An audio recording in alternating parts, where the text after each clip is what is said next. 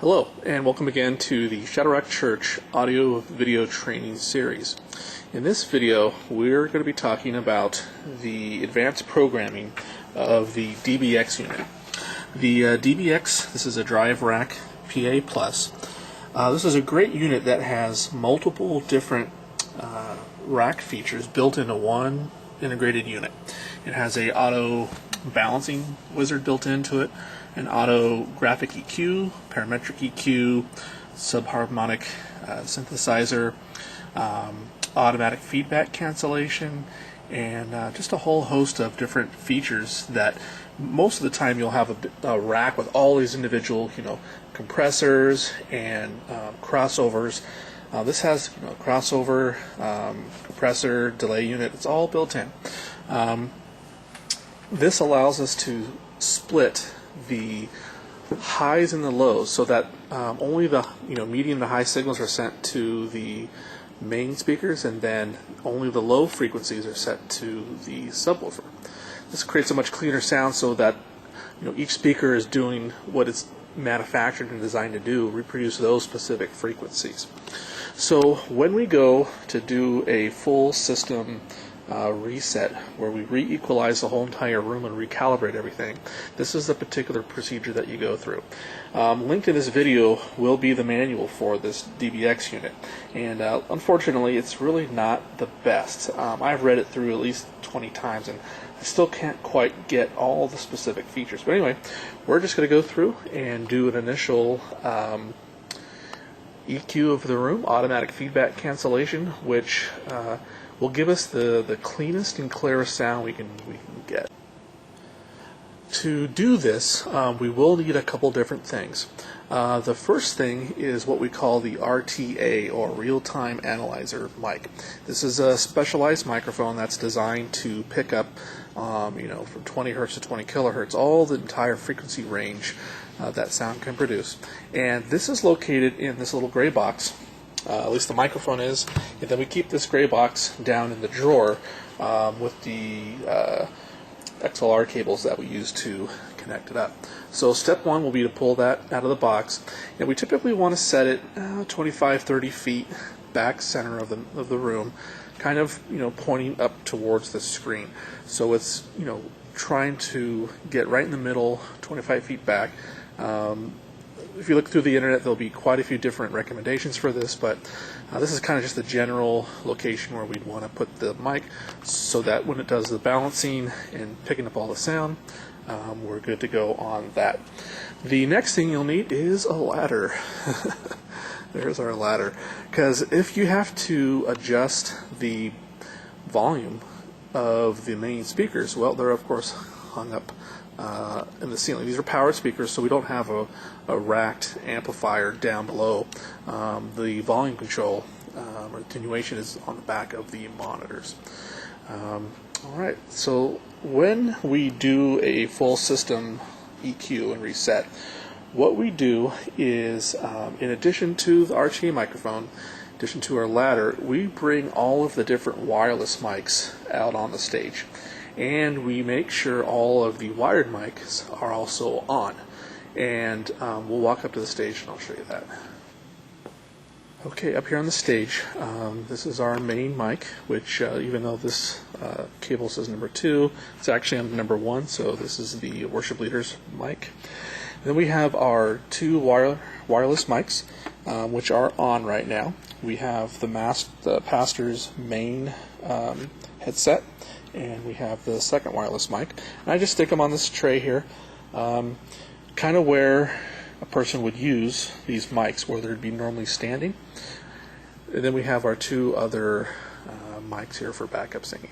The reason why we want to have all these mics on and live is, as a part of the EQ wizard, when we go through on the DBX, it's going to automatically find all of the feedback frequencies and cut those out, which is very important. Feedback is probably one of the worst things we can get. So what's great about the DBX is it will actually, as we turn up, and we'll show you that, it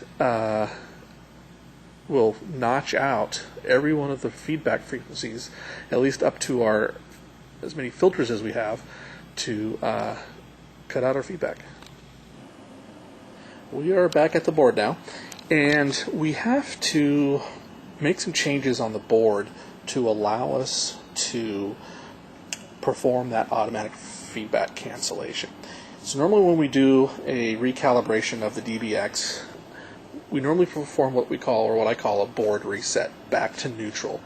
So we end up lowering all the gains all the way down, every single channel. We just lower all the gains, and we reset all of the EQ. Sorry, Robert. Reset all the EQs all back to neutral, straight up flat.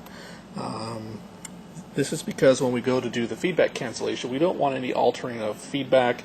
Of course, when you raise or lower EQ, it raises and lowers the volume. So to get a proper EQ, just as a general, we just do a full neutral reset of the gain and the EQ. And then we will then set our main microphones that we're concerned about to our unity gain. Please watch the Audio Mixing 101 video that talks a lot about gain structure and gaining the board. We'll talk a little bit more about gaining when we go through the how to run a service, which typically we don't really perform this system EQ very often, maybe once every couple of months if we need to. So usually when you'll come in, the board will be at usually the previous week's or previous services settings, and then you can work it from there. But we're going to do this training from a point of view of a full, board reset back to neutral. So we set the faders to 0 on our microphones. This is our main channel 1 microphone. The two microphones on the right are 5 and 6 channels. And then we have our wireless headset and then our two wireless mics. We set the subgroups back to 0 unity gain, and we leave our mains down at infinity off right now, because when we go through the auto feedback wizard, we will be raising each channel to the point of feedback, and then the system will automatically cut it out. Okay, so just to recap, we've connected our RTA microphone about 25 feet center back of room. We've of course powered on the whole entire system, and we've connected all of our wired and wireless mics on the stage in the natural location and positions that they're going to be used in. So now, we've set the board gain structure so that we've performed a board reset back to neutral, where we've just reset all the gains, all the EQs back to flat, and right now we just have our specific microphones that we want to perform feedback cancellation on, and our subgroups are at 0, and our main is currently off at infinity. So now we're going to go through and talk about the DBX unit and how we run through a automatic programming sequence here. When you first start it on, it's going to load the last preset that it was using. This particular unit, the PA Plus, has 25 user definable presets that you can save, and then it has 25 factory, so a total of 50, 25 user, 25 factory. So right now we're on Rock 1, which is just the last preset that it was using. So here we go. To run a automatic setup, we just press and hold the setup button here, and then it will go into our setup wizard. We want to press next to advanced, and here's a little flashing light, press that. Okay, this is asking us whether or not the connections that we have for our speaker system is in a stereo where we have a left and right, or is it in a mono.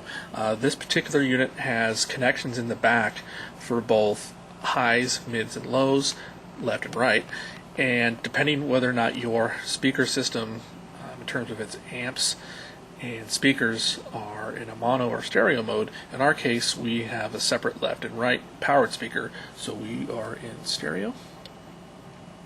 And for the GEQ or the graphic equalizer, we want to be in stereo linked, so the changes that it makes are applied equally to both the left and right speaker. And here it's asking us what type of speaker we have. This particular model has multiple different speaker definitions built in, and on those speaker presets, it bases a lot of its decision making on different frequency ranges and power levels and things like that. Thankfully, our specific mains are in the system already, which is a Eon 15G2. And if your speakers aren't in here, you can define custom.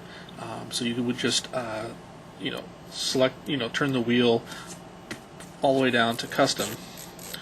And I just lost our G2 here. Okay, so you would turn the wheel, find your speaker, or go to custom, and then you'd press the button here to push it in to select that particular speaker. So again, we're on the Eon 15G2. Press next, and our sub is not in the system, so we just have a custom mono sub set up here. And the amplifiers that we're using are built in, so that's the speaker itself. Otherwise, if your system has a separate amplifier for your speakers, you choose what amplifier you have and/or specify a custom one. And here, this is asking us for our highs, our mains, to adjust the volume to that particular setting. So what it's doing is, in fact, I'm going to go up to a speaker and show you kind of why they have this set. Where we go? Why they have this set at such a low setting for the speakers. So let me go up there real quick. Okay, we're up here on the stage, and I can show you this with pretty much any speaker. If you just come up to a speaker, on the back will be a volume or a line level attenuator. It just adjusts how much of the signal is getting put into the unit, kind of opening or closing a valve to allow that amount of signal to come in. Well, as mentioned in the 101 video, there's a certain amount of noise floor, just general noise, that's in the system based on the cables, the quality of the snake we're using, the type of mixer we're using, electromagnetic interference, noise from the air conditioner, HVAC system being picked up by the mics. There's just a generic or level of noise floor, noise, that's present in any audio system. And the more you open the valves or the attenuators on the speakers, the more of that noise floor gets passed through and amplified. So I'll show you what that is. I'm going to just turn up the noise here, and you'll see the noise increasing. You hear that? So I'm going to just lower the knob. So our goal is clarity. We want to reduce the amount of noise or noise floor in our speaker system, for a cleaner signal, but that also gives us more of a dynamic range from the lowest noise to the highest noise, which gives us the most flexibility in our sound system to create the particular sound structure that we want to achieve. And it's just nice if you don't hear a bunch of wispy noise, a bunch of psst coming out of your speakers. It's cleaner, produces a cleaner signal. It's just more pleasant on the ears. You don't have that extra noise floor, that junk getting blasted into the speakers. So just like I did that with the floor wedge monitor here, the same thing applies to our speakers here. The lower we can keep the valve closed, the less of that noise coming through, the better the overall sound system is going to sound. With gain structure, we typically want to have it so that everything on the stage, we start on the stage with our highest gain. We want our keyboards, bass, guitars, whatever we're miking up, if we happen to be miking up drums. We want to have the mic placement, the pickup of all of these frequencies on the stage to be at its cleanest and highest level. As they say, garbage in, garbage out. If you're getting a bunch of junk noise and EMI interference and ground loop problems coming from the stage, well, that's all you have to work with at the mixer. Garbage in, garbage out the mixer. So it's very important on our gain structure to get clean signals, good, strong signals from every one of the instruments and people on the stage, so that by the time it comes in from the pickups of all the stage equipment, goes through our mixer, gets mixed. There is some gain adjustment on the gain preamps on the mixer. Goes into the DBX. There is gain adjustments on the DBX, and then it gets back to our speakers. The higher gain we can have on the stage, that means the less amount of gain we have to add through the rest of the system, the less noise. As the signal travels through the signal flow from the stage to the mixer, to the DBX, back to the mains or your amplifier, the more noise gets added. So the higher the gain we want on the stage, and then as we work through the signal flow, the less gain we want to increase. That'll give us the cleanest amount of signal coming from the speakers. And that's why, in general, we try and lower those valves, those volume adjustments on our mains and monitors, so that there's less of that noise floor coming through. Overall, that'll be a much cleaner and clear sound that we're producing. Okay, so we're back here at our volume adjustment, and so what you do is you look at where it's suggesting you set your amp to, the knobs on the back, and which is just about 9-10 o'clock here, and then you adjust those levels on the mains. So for this example, I went ahead, got up on the ladder, and adjusted each of the left and right to the recommended setting here for the amp. Okay, now it's asking us for our sub amplifier, and our sub has a built-in amplifier. There's not a separate external amplifier. However, in terms of the DBX unit, it doesn't give us an option, so we've just randomly chosen a Crown XLS 202 just for giggle's sake. However, when we do that, it may give you a different setting. I'm just turning the knob here to adjust this. So you could theoretically adjust these recommended settings. The DBX unit will use these volume adjustments to gain the crossover and to gain the EQs. Those separate sections have separate gain controls that this DBX, when it goes through its auto tuning, will automatically set all of those EQ parameters, graphic EQ, and those gain settings. So typically for our bass, we do have it straight up 12 o'clock, and if you go back and look at the bass, we have it actually not quite straight up. We have it just a little bit to the left. Straight up is a little strong, for my opinion. However, as we go through this, we'll see that we can do some fine-tuned adjustments here. For the most part, we just leave this at 50%. Okay, low amp bridging, we just select normal. We'll press next. And at this point, since we're running the auto setup, we are going to be creating a new preset. You can't select an existing preset and rerun through the auto setup. The auto setup is designed to walk you through from beginning to end, creating a new preset that we will store in one of the 25? Yeah, 25 user presets, right? 25 users, 25 factories. So I think total 50. Anyway, we only have one or two that we save it into user 1 or user 2. But at this point, there's really not much you need to do besides clicking next. This is a little confusing. When I first looked at it, it's like, should I select an existing preset I already have? No, we're just going to create a new preset here. We're not going to override any factory presets, so we'll just press the button here to select new preset. Okay, so now that we have the RTA microphone connected, we're just going to press next to start the auto leveling. Okay, so it says, yeah, let's check our mains. That's what we're set to. And at this point, we want to turn up the volume to performance level. And you'll notice that there's a headroom input here.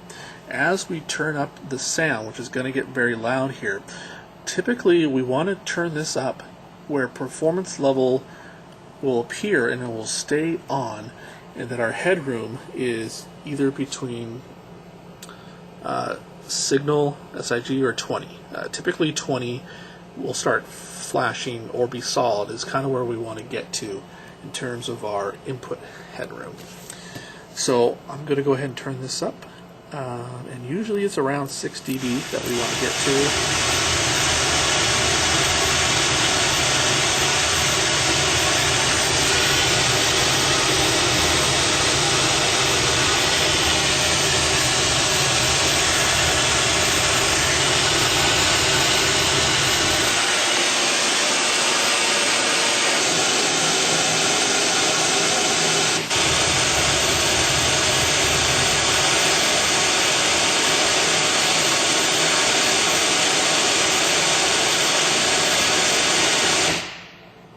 Okay, so if one speaker was louder than the other, it will stop. It'll tell you which speaker, left or right, and it will tell you to turn up the volume adjustment on the speaker.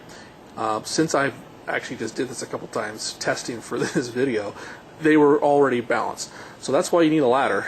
If you run through that auto balancer, it's going to ask you if you need to adjust the volume. Of course, if you have a separate racked amplifier, you just go up to that. But since we have our speakers hung and they're powered, we got to get a little ladder out there to take care of that. Okay, so that balances the volume of our left and right to create an equal volume balancing between our two speakers. So the auto level is complete, and then we'll press next to advanced. Okay, this is kind of weird. It picks up this particular preset. That's not actually correct. I don't know if that's a firmware issue. We were originally creating a brand new preset, so don't let this freak you out. Pretty much just completely ignore that. I think it's basing, maybe it's baseline on that preset. I have no idea. So we're just going to press next page to go to our auto EQ wizard. And what this is nice is this is essentially having like a 36 band, 32 band, whatever system EQ, where normally if you didn't have a DBX unit, you would typically have a crossover compressor and an EQ for your system and maybe even for your monitors. Well, since this is all built into our DBX unit, this will automatically EQ the room frequencies to achieve a particular target curve, which is a few different curves in there for different sounds that you're looking for system-wise. And it will, do a pink noise, as you just heard. It'll pink noise the room, listen to all the frequencies, and adjust the frequencies or the graphical equalizer to hit your target curve. And for us in a live sound environment, that creates less feedback and the sound that we're looking for, in terms of having to manually go through 36 sliders on a graphic EQ. This does it all automatically for us. So we're going to click next. Okay, then it's asking us to connect the RTA mic. You'll notice, and again, you probably want to go through the manual just to get familiar with all these buttons. But when you run the setup wizard, it runs through all of the other wizards. You theoretically could run the auto EQ wizard by itself and the automatic feedback cancellation by itself. If you hold down auto EQ, you see where the green light is on now, and AFS. Typically we do this all at once, so we'll just run through the whole gamut of auto wizards to set everything. We'll click next. Okay, so here's where we set our target curve, and we typically just choose my band. This is another thing that the manual is extremely lacking on. The internet's extremely lacking on what these different presets do. Exactly how you can see how the from the low end of the frequency to the high end frequency, this boosts the bass, cuts the mids, boosts the highs. If we go back to my band, you can see it's a little bit more designed for you can see it's boosting the bass, it's really cutting low mids, then cutting out the mid to mid highs. And we found that my band works the best for our particular room, our particular setup. If someone happens to have a better manual or more information on exactly how this is applied, let me know. But for now, we're just always choosing my band. Click next. Okay, precision again is another thing that's not documented hardly anywhere. This is I'm assuming how narrow it's looking at each frequency to try and obtain that target curve, whether or not those boosts and cuts are a wide Q or a narrow Q. We just keep it at medium, which is default. Click next, and here we go again. We're going to turn this up to the volume level that we are comfortable with. Previously, when we did it for the balancing, it was about 6 dB, and again, we want to turn this up so that it's as loud as we want it to be. We don't want to make it too loud. We want to keep this to the loudness level that we need, plus a little bit more, so that we have headroom that we could push it on the mixer if we needed to. But we want to keep that noise floor down. We don't want to be gaining up, boosting up that noise as much as possible. We want to try and keep that noise floor to a minimum, keep our dynamic range as wide as possible, but we don't want to have the volume so high on the system that on the board we're having to cut down our gain or our faders. We kind of want to keep all of our faders around Unity 0, which is our cleanest signal in and out of the board. And if we had our system gain or system volume too high, that means we'll have to start cutting on the mixing board. And this is a trial and error. What I find is we'll turn this up to, again, where it says performance level, where our headroom is around 20, and that's usually adequate enough for our volume. Again, this is a church. If this was a rock concert, you'd want to push it higher so that you can push it to the point where you are starting to get to your limits. This system, of course, has a built-in limiter and will limit the signal so that you won't start clipping and start distorting your sound. But here in our church, we'll never get that loud. I don't think we'll get that loud on youth events, but honestly, we do have some room. The more headroom you have, the more dynamic range from quiet to loud you have. That gives you a lot more control. So let's turn this up.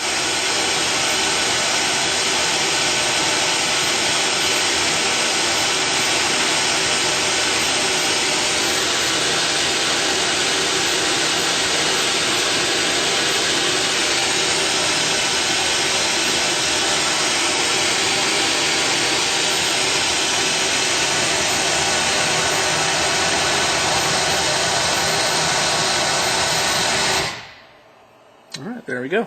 We are EQ'd. So that was about 10, negative 10. Of course, this DBX can push it much higher than that. And of course, we could turn up the attenuators on the speakers. So our system can get really loud, as loud as we need it to, but we want to keep that noise floor down. So we are completed with the audio EQ. We will press next. And you'll notice we just switched down to the automatic feedback cancellation system. All right. AFS Wizard. So here's where we're going to then start turning up the gain on our microphone. So we have our 3 wireless mics on, our 2 stage mics, and our main worship leader's mic. 3 mics are on. The gains are all at 0 or off, and subgroups again at Unity 0, and our main is off. So we will click next. And it says, please turn down the mixer gain, which we've already done. And now we'll click next. Filters. The way these filters work, and again, the manual is pretty horrendous. A fixed filter is when we go through this wizard and we turn up the gains to create feedback, the system's going to automatically detect what frequency that feedback is coming on and notch it out, cut it out. When we go through the wizard, we will fill the fixed. So a fixed filter means it catches that frequency and then it just holds on to it forever. until you load a new preset or you rerun through the wizard. It's going to catch that frequency and forever remember that frequency. L stands for live filter. So what happens is if you go through and you fill up all your fixed filters right now, which are 6 and 6, the live filter is it will listen for that feedback and then it will notch it out, and it'll only do that to the amount of time you have the filter set to. You can go into the auto EQ just by pressing it once, not holding it down, but just pressing auto EQ once. I should say AFS once, and then you can go in there. You can adjust some of the parameters. You know, whether or not the live filter holds it for 10 minutes, 30 minutes, an hour. What we found in our environment is we just want to capture all of the feedback now. If we have feedback, which we do, everybody has feedback depending on, you know, the speaker placement, the microphone sensitivity. We want to capture all that now and not have to worry about it feedback coming up again and then having it cut out, hold it for so many minutes. So pretty much we set all these to fixed. So another reason for this is if all of your microphones were really far back from your speakers, they could not hear the sound coming out of it. Well, you're not going to get feedback, right? Of course, the DBX unit is just performing feedback cancellation on the mains. Right now, that's why we have all the monitors off. We don't want any noise coming from the monitors. We're just performing the feedback cancellation for the main, which honestly is where most of it comes from. Through our gain adjustment or our gain structure, we try and keep the monitors as low as possible to reduce the amount of stage volume, which again reduces our feedback and just creates a cleaner house sound, gives us more control back here at the mixer. So pretty much feedback is going to come from the mains anyway. And you know, the farther away, the farther back you can have your mics so they don't catch the sound coming from the speakers, the less feedback you're going to get. Well, in our situation here, we have, of course, our a moderately small stage. The microphones are very close to the speakers. They're going to catch that sound, and it's going to re-amplify it and create that loop that creates feedback. So we actually, as you'll see, will most likely fill up all of our fixed filters, and the better for us to do this now and catch most all of those frequencies will give us a chance of not having any of those frequencies during the live event. If, you know, the placement of the mics is, you know, if you don't have much control over that, which we don't, then better to fill up all the filters now as opposed to having, you know, if you could fill them all up, that's obviously not ideal. You know, an ideal setup is to not have that much feedback due to physical placement of the mics. Then you don't have to use all these filters to cut out those frequencies, because of course, once it's cutting out those frequencies, it's cutting it out for the whole system, reducing the sound quality. But we'd rather have slightly reduced sound quality than feedback. So we set all these fixed filters, all the filters, all 12 of them to fixed. We just don't really utilize the live filters because pretty much we have the same mics, similar instruments. We don't, you know, if this was a traveling situation and, you know, we were going into different rooms, then you'd want to use live filters because your environment is changing. And anyway, we're just using all fixed. So we just turn the knob here to set them all to fixed, and then we'll press next. So when it finds a feedback frequency, this controls how wide of a frequency range it's going to cut out that frequency. So we have wide notch, which is the widest amount of the most amount of frequencies it's going to chop out.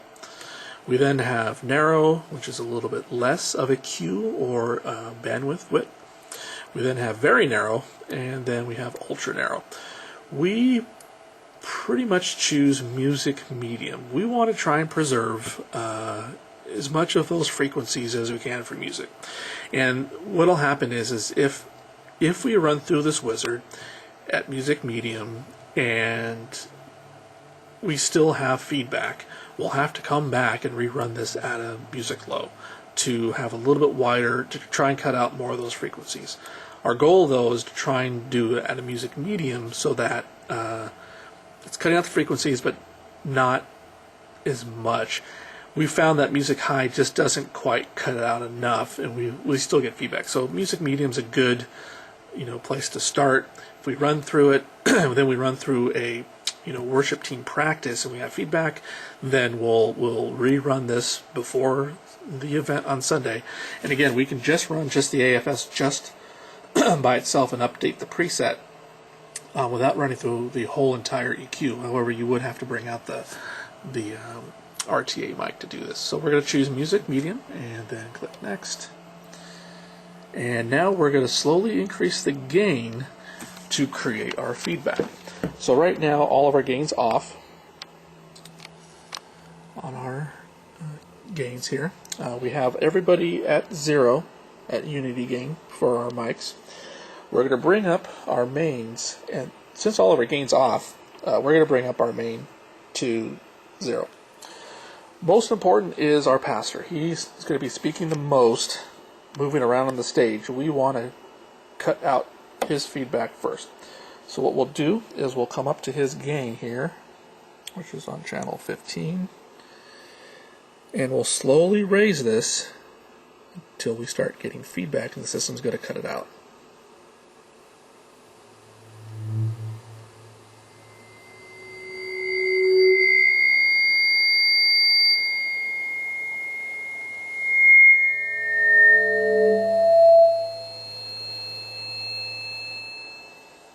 Okay, so I've lowered it back down.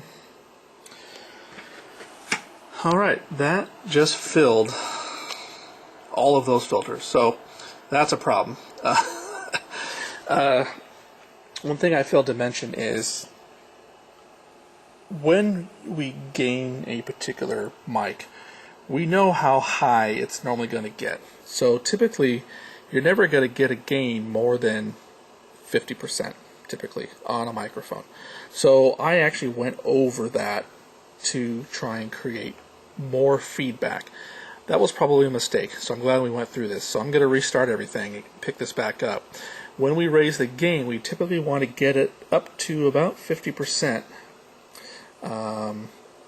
And then once the feedback is cut out, as you heard, we'll then move on to the next one, because we want to try and get as much feedback of all the mics, not just one particular mic. So let me restart this again, and we'll pick this back up. Okay, so I just reset that. So now we're back to the AFS wizard where we're raising our gain. So we'll go back to 15, and we'll turn this up.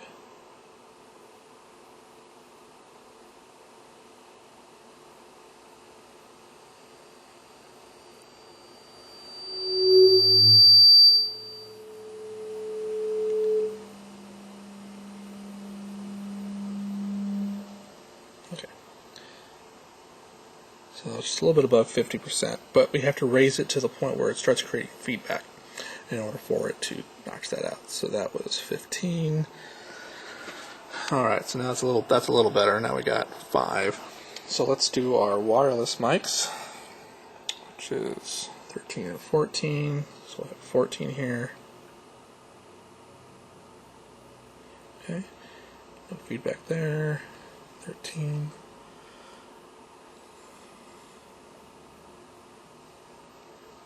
No feedback there. Good. Alright, we'll go to 6.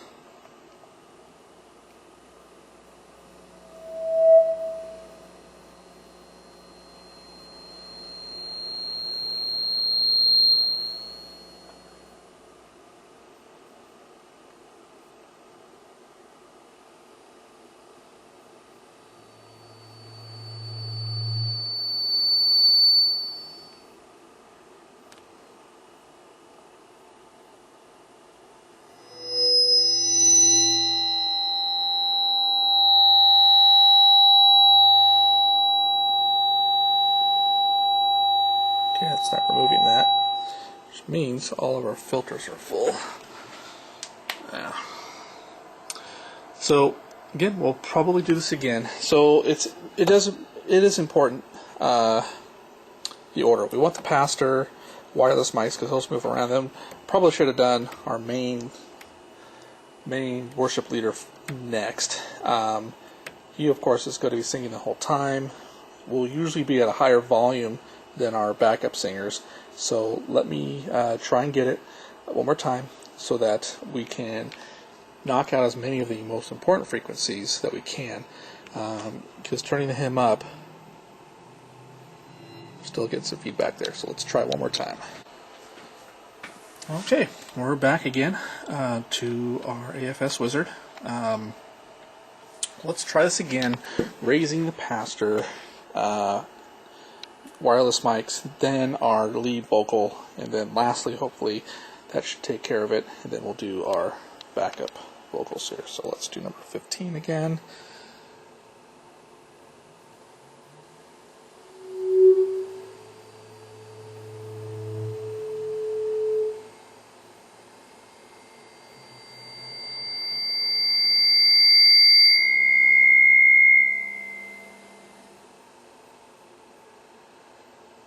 Okay, wireless mic 3.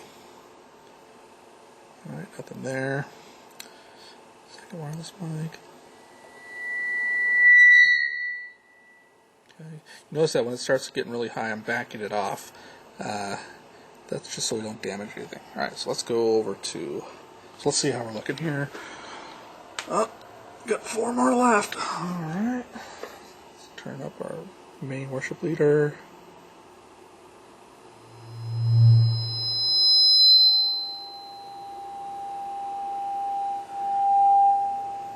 Okay, there we go.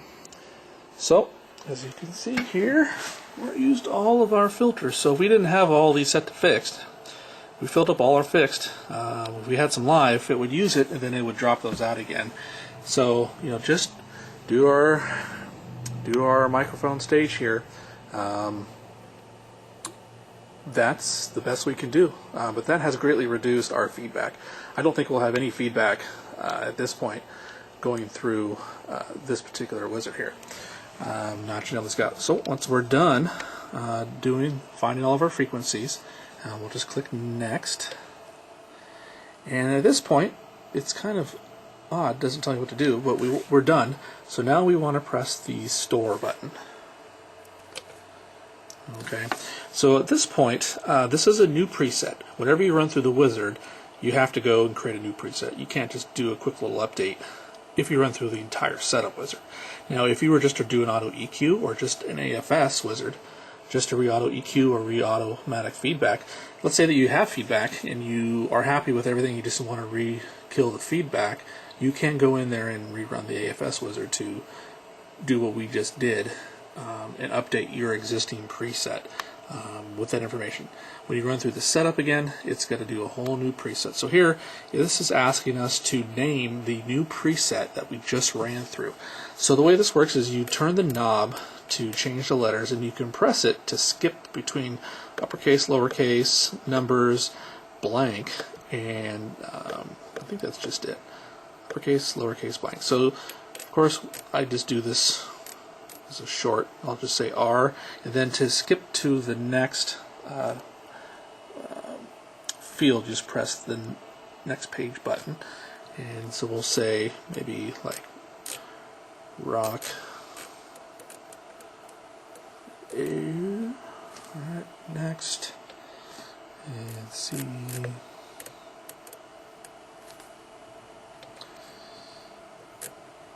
going to press the button to get back. There's K. Alright. And we'll just say maybe rock 1. So if you want to blank these out, you just press the select wheel until you get to blank. Then you go next. We'll just blank these out here by pressing the select knob. Next. Blank.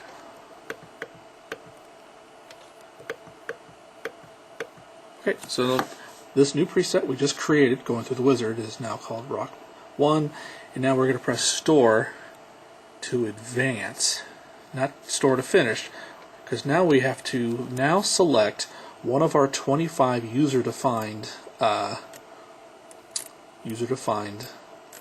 preset so we can store our what we just created in. So you notice we have Rock 1 in here and R1. I'm just going to go ahead and override our number 1, user defined 1 preset, to save our Rock 1 back over this particular preset. Even though it's the same name, it's all of our current settings and frequency ranges and everything we went through. Okay, that gets us through the auto leveling, balancing, auto EQ, automatic feedback. In that, it's set automatically based on the equipment you have selected. Automatically sets our crossover point and our limiters. When you run through the wizard, it is going to reset the compressor. And having the compressor on the system is very nice. It keeps anything from blaring too loud. Any frequency that's spiking, it's going to squash it down into the main mix and then bring up the main mix. Very helpful in creating the level of amount of sound no matter what's going on. Whenever you create a new preset and you run through the auto setup wizard, your compressor is going to be turned off by default. So to set that, when we're on our particular preset we just created, we're going to press the comp limiter button, and you'll notice that it is currently off. I'm going to press the select wheel. If you turn the knob, it changes that particular variable that little arrow's on. So I'm going to press select, and you'll also, if you press select, it kind of toggles through your different options. For over easy, this is controlling the knee of the compressor, how smooth it applies the compression. 1, I think, is very, very hard knee. 10 is very, very soft knee. I could be wrong. Definitely look up in the manual, but I always just keep this right in the middle. Then to adjust the other parameters, we press the next page button. Okay. And here is where we set our threshold, our ratio, and our gain.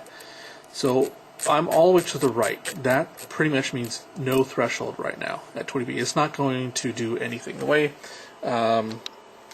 let's say that you have your frequencies, right? They're all going up and down, and then you set up the bar. Anything that goes over that bar, it's going to then reduce by that ratio, squish it down. So that controls all the spikes that are going through. Well, when you lower this threshold, it's lowering that bar where it starts to perform its compression on those frequencies that go over that bar. So I normally recommend, the thing about compression is you don't want to use it too much. If you use too much compression, it's going to negatively lower your dynamics, your sound quality, and overall squish it so much that it sounds bad. We just want to control it a little bit to the point where it's, if some big spike comes in, it's going to control that. And this is something that normally I'll adjust through the service. If I'm seeing that there's too much spikes going on, I will lower this threshold during the service, and that will be covered in the the audio video where we talk about how you run a service audio wise. Normally I actually set this to 0 dB, so that's not necessarily quite in the middle. So our high range is 20, our lower range is -40 dB. So this is about maybe 1/3, I guess, of 0. And how I found the setting is I usually will just play music, right? I'll play something from the computer, and then I'll see kind of when stuff starts getting negatively impacted. Additionally, during sound check or the worship team practice, I'll lower this to the point where I'm seeing, I'm hearing it do too much, but usually 0 is pretty good. The ratio, again, is how aggressive it squashes down. I usually keep this at 3:1. As you can see, we can go pretty high. We have very granular control here at the bottom, but 3:1 is a pretty good setting. Gain is when it starts to squish things down. It's going to get quieter, right? It's lowering those sounds, those frequencies, so that it's going to get quieter. So the gain, this is like a makeup gain. It will then bring the overall volume back up so that you really can't tell that it's doing it. When this is set at a proper threshold ratio and gain, you really can't tell, you shouldn't be able to tell that it's actually working. The sound should just stay level, stay normal, not too loud, not too soft, even when they start getting on it hard. In terms of the musician's performance, that's how you know you have your compression good. If you hear it cutting it down too much, you got too much, and if it's spiking too loud and you're getting some high peaks that are kind of causing you some problems, you probably don't have enough. So usually, during the event, I'll keep an eye on this, and you can make adjustments to this during the event. So now we're pretty much set. We're at middle knee.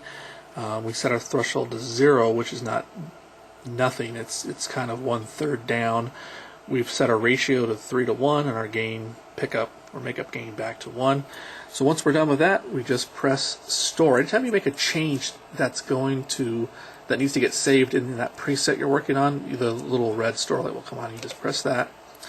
And this is going to say, do you want to select, do you want to change the name, make a new preset, or do you want to overwrite the existing one, just like we did through the setup wizard? In this case, we're just going to overwrite the existing one and update our existing one.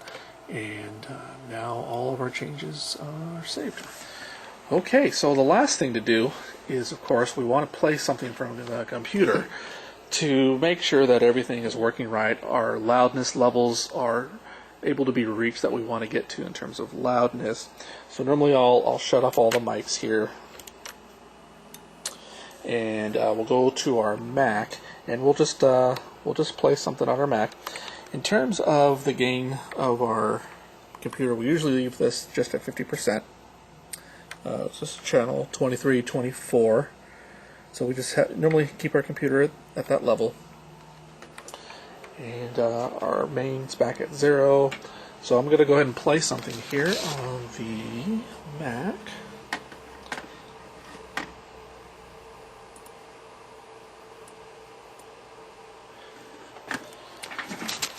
And we'll bring this up, turn this on. Oh, it does help. You press the play button here. Right.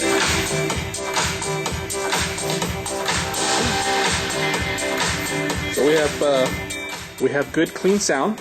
We don't have any noise. Noise floor is good. We have the volume level that we need. We can get pretty loud here.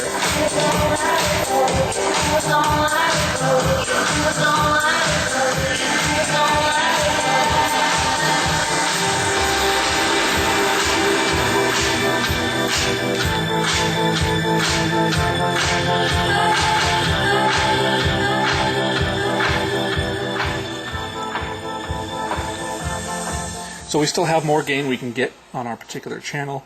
So we could actually gain this up quite a bit more, push it a lot more harder.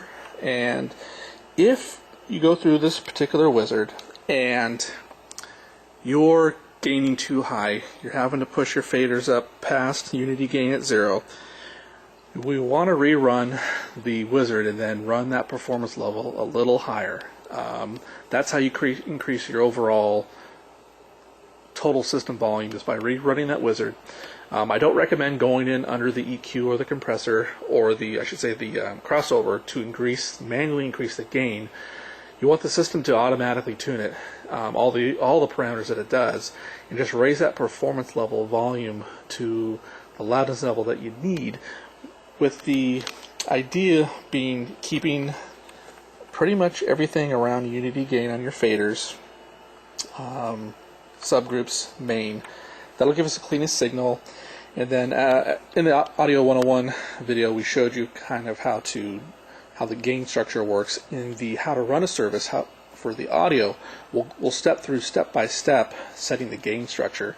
But this is how you set the system gain. And a lot of times it's opposite. You work from the stage back in terms of gain structure. Due to the DBX being this integrated unit, we actually set the gain structure, the volume level, first on the system. And then we fill it in with the mixer. So normally it's in reverse. You start on the stage, set your input levels and gain, highest, cleanest signal. Then you come up to your preamp, then your faders. Then you may have a gain adjustment on your crossover, EQ, and then you have your attenuators on your amps. Well, with the DBX, it's a little different. We set the performance level gain volume first, and then as we go through a sound check, we'll then fill it in. If it's too loud or not loud enough, you have to remember your performance level, where you're at. We were at about 20 on our headroom, so that whether the 20 dB light here is flickering or on, that's usually the loudness level that we're looking for. The louder, it can go up a little bit higher. You could have increased that performance level by turning the knob at both of those two sections much louder if you needed it to be louder. But at this point, the louder you go, the more noise floor you're going to get. So that's where you find that balance of loudness, less noise floor.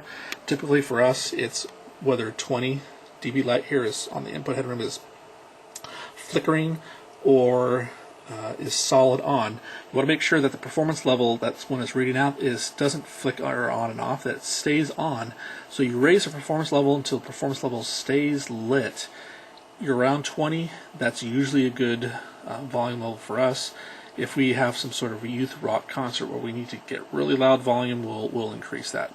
But that's how you set and run the DBX Wizard to auto EQ, auto tune, most importantly automatic feedback cancellation for Shadow Rock Church.